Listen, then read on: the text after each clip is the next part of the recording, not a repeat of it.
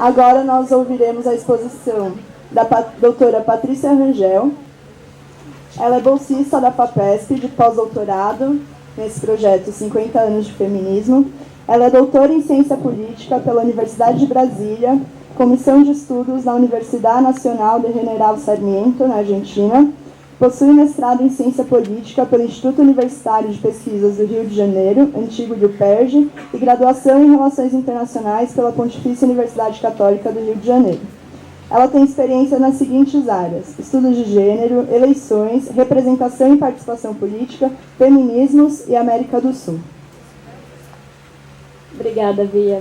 Bom, é até uma covardia me colocarem para falar depois de falas tão inspiradoras de mulheres que são referência nos estudos de gênero e nos estudos feministas, não só do Brasil, mas da América Latina como um todo.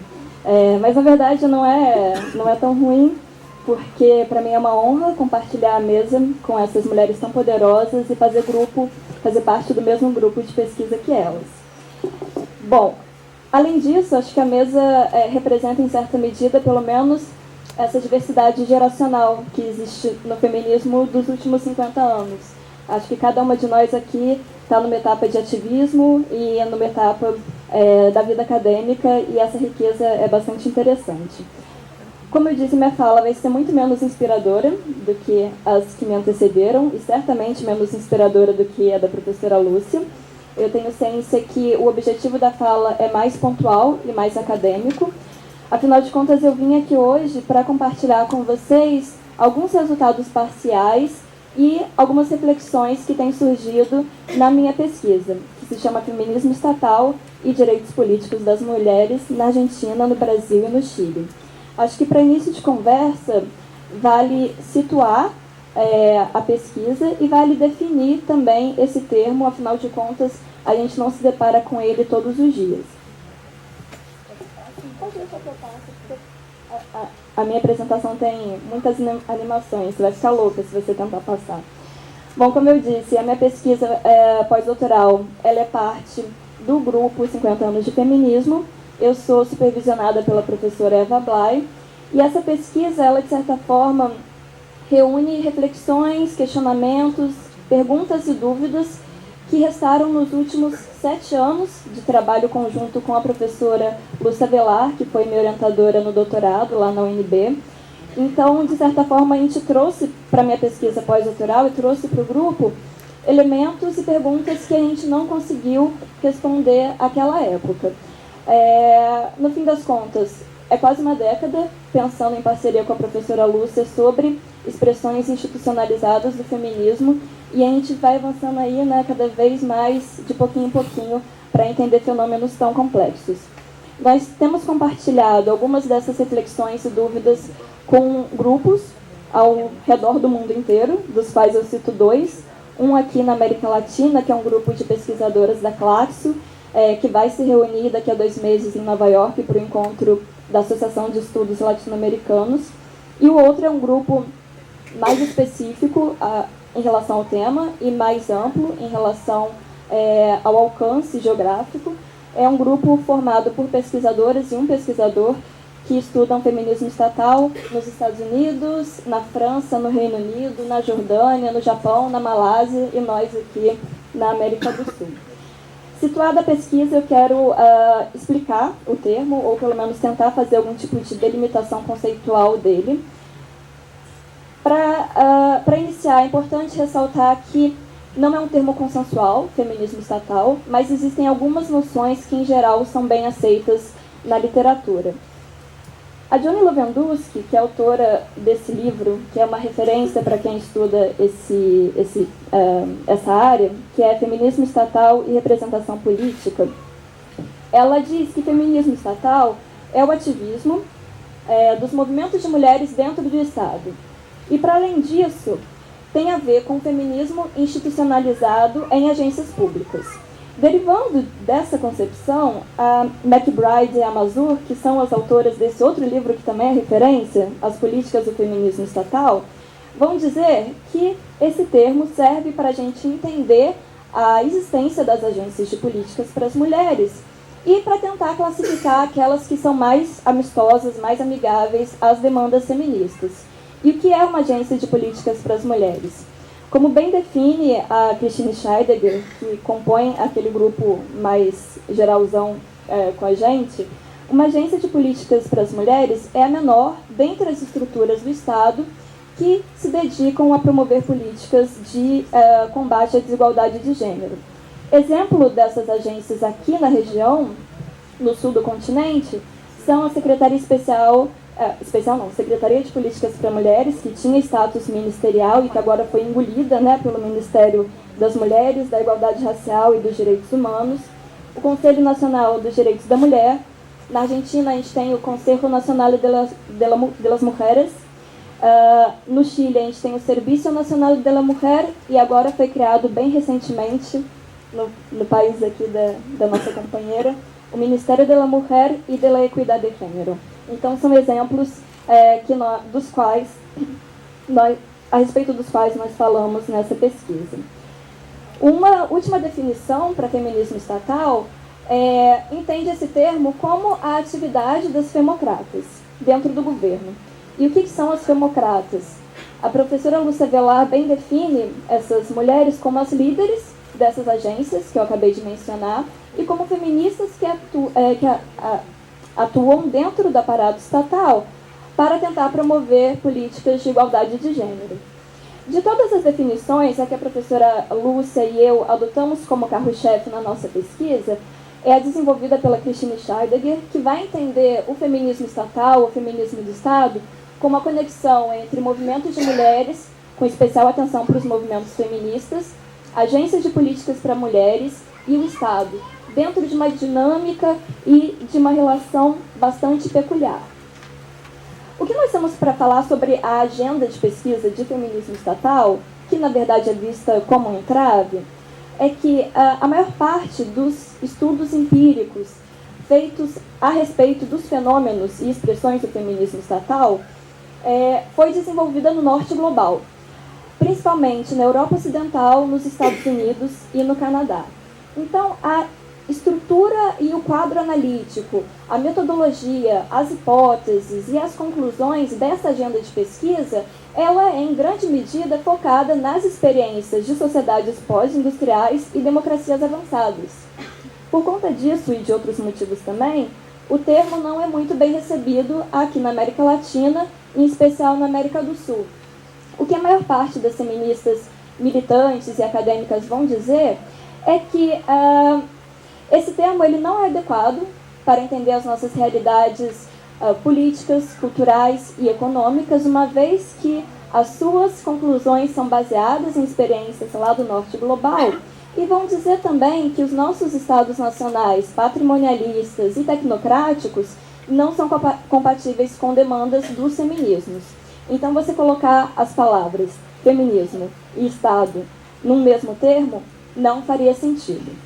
Essas questões são bastante importantes e eu e a professora Lúcia levamos em consideração quando começamos a refletir, vários anos atrás, se era possível pensar num feminismo estatal sul-americano.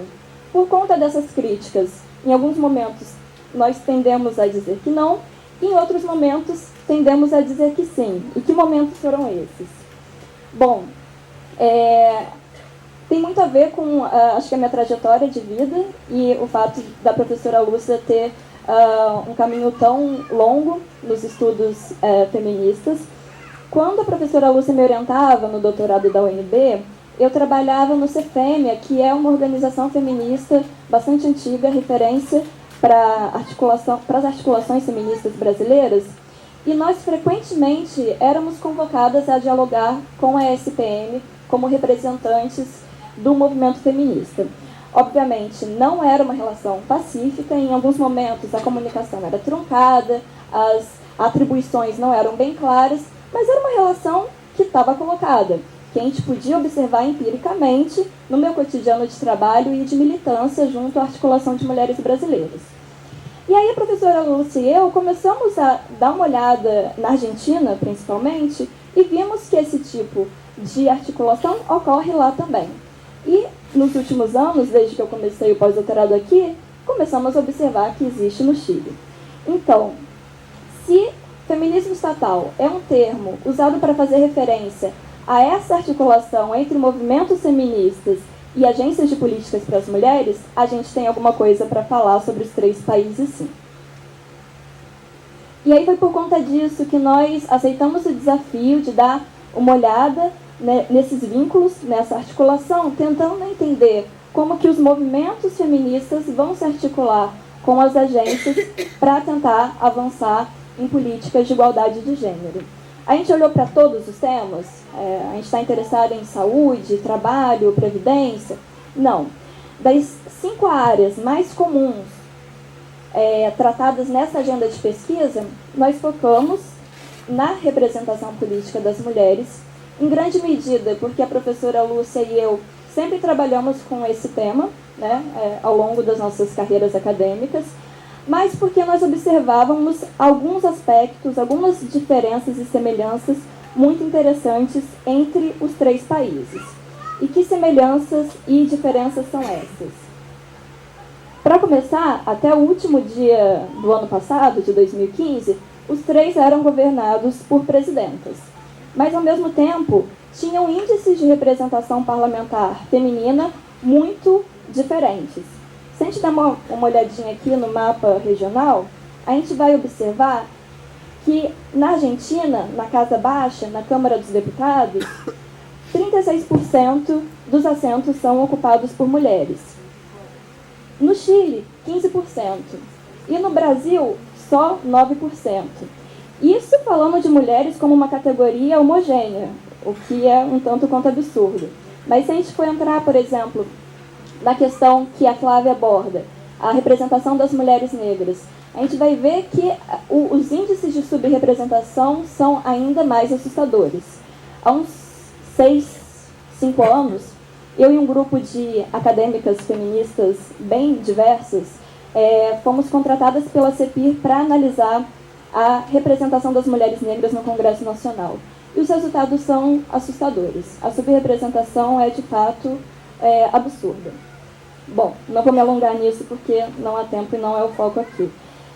E há esses níveis bem diferentes de representação parlamentar das mulheres, muito devido ao fato de que os 3 países têm políticas de ação afirmativa para mulheres nas eleições bem diferentes, né? A Argentina é um exemplo de sucesso de uma cota por sexo que interage muito bem com o tipo de sistema eleitoral de lá. Então, lista fechada, dá para colocar alternância de sexo e fazer a cota ser eficiente. O Brasil é um exemplo de cota que foi adotada sem sucesso e no Chile não há nenhuma cota para as mulheres nas listas de candidaturas nas eleições legislativas. E ainda assim, o Chile tem um índice de representação parlamentar de mulheres mais elevado do que o Brasil. Para terminar, a outra diferença que nos chamava a atenção tem a ver com as características dos movimentos feministas. O que a literatura e os estudos empíricos apontam é que aqui no Brasil e no Chile, em geral, os movimentos feministas tendem a uma certa institucionalização. As últimas décadas viveram momentos de onguização dos ativismos feministas. Em grande medida, os coletivos e articulações são reunidos em redes nacionais, como aqui no Brasil, a Articulação de Mulheres Brasileiras, a UBM. E na Argentina, os movimentos feministas são mais espontâneos, autônomos e, por outro lado, mais fragmentados também. Então, levando tudo isso em consideração, a professora Lúcia e eu começamos a tentar entender os feminismos estatais, ou a possibilidade de falar de feminismo estatal aqui nesses 3 países. E nós achamos por bem tomar como ponto de partida a maior referência para esse tipo de estudo, que é a Research Network on Gender Politics in the State, né, a rede de pesquisa em políticas de gênero e o Estado, que a partir de agora eu vou chamar de rede, para não falar esse nome gringo gigante. E nós, mesmo com ressalvas, considerando que muito provavelmente boa parte das conclusões não seria adequada para falar das realidades sul-americanas, nós tomamos, mesmo como ponto de partida, adotando o quadro analítico, uma parte da metodologia e algumas categorias. Nós aplicamos a primeira parte, a primeira fase do estudo da rede, que é a fase qualitativa, que basicamente consiste em classificar as atividades das agências de políticas para as mulheres e o impacto do movimento feminista, dos movimentos feministas, ou resposta do Estado às demandas dos movimentos feministas. Nós monitoramos 49 debates. Esse universo de análise ainda não está fechado, porque no caso do Brasil e da Argentina, o monitoramento já foi todo feito, mas no caso do Chile, nós ainda estamos investigando, então esse número pode subir um pouquinho, acredito que não mais de 55 debates ou processos políticos, que tem como resultado a adoção de uma política pública, ou de uma legislação, ou de nada. Tudo isso é levado em consideração. Esses debates têm basicamente a ver com a adoção de cotas nas listas de candidaturas, com algum tipo de reforma política, mesmo uma mini reforma eleitoral, como aquela que aconteceu no Brasil em 2009, que acabou reforçando o fato de que as cotas para as mulheres são obrigatórias e reservando um tempo da propaganda partidária para as mulheres, reservando uma parte do fundo partidário para promover a participação partidária das mulheres. Esses debates também incluem a criação de novas agências de políticas para as mulheres, porque, como a gente viu, o Ministério das Mulheres e da Equidade de Gênero no Chile acabou de ser fundado, então é um processo que entra aqui também nesse monitoramento. A SPM foi fundada depois do Conselho Nacional dos Direitos da Mulher, então são esses temas que estão inseridos nos debates que monitoramos. Com base nesses debates, nós conseguimos ter alguns resultados preliminares que nos permitiram testar algumas hipóteses bem aceitas pela agenda de pesquisa de feminismo estatal no Norte. Eu trouxe duas, vou falar só de uma, porque o meu tempo já está se esgotando. E essa hipótese tem a ver com o tipo de atividade que as agências de políticas para as mulheres exercem. A gente pode observar que dentro de uma classificação bem ampla, que infelizmente eu não vou conseguir detalhar aqui, há processos em que uma agência de políticas para as mulheres milita pelos objetivos e demandas dos movimentos feministas e consegue inserir esses objetivos no resultado do processo ou debate político. Nesses casos, a agência é chamada de insider. Se a gente for comparar Brasil, Argentina e Chile, a gente vai perceber que houve uma incidência muito maior de casos em que as agências de políticas para as mulheres atuaram dessa forma, como insiders, no Brasil, e o país onde teve a menor incidência foi o Chile. Só com base nesse primeiro pontinho que a gente está vendo aqui em segundos, já dá para derrubar uma hipótese bem aceita pela pesquisa de feminismo estatal no Norte Global, que diz que as agências de políticas para as mulheres vão emergir e vão ser mais atuantes quando os movimentos feministas estão fragmentados. Ora, a literatura e os estudos empíricos apontam que é na Argentina em que os movimentos feministas são mais fragmentados. Então, essa hipótese não faz sentido aqui, apesar de fazer sentido lá na Europa e nos Estados Unidos. A outra eu vou pular. É importante dizer que esse tipo de análise não vai medir qualidade da democracia, grau de inclusão das demandas feministas pelo Estado. Ela vai basicamente medir o grau de institucionalização e de eficiência na articulação entre movimentos feministas e agências de políticas para as mulheres. Isso significa que o nosso estudo não serve para nada? Não, pelo contrário. Em primeiro lugar, para a ciência política, que é uma área predominantemente masculinizada, esse tipo de dado precisa ocupar mais espaço e precisa ser conhecido. Mas, ao meu ver, pelo menos levando em consideração os tempos sombrios em que estamos vivendo, o que interessa nessa pesquisa é o pano de fundo dela. Porque qual é o debate que está por trás desse estudo nosso? O papel do Estado e o papel das instituições para os feminismos. E aí a gente acaba resgatando uma querela clássica dos estudos sobre movimentos sociais, que é a briga entre movimentos autônomos e institucionalizados.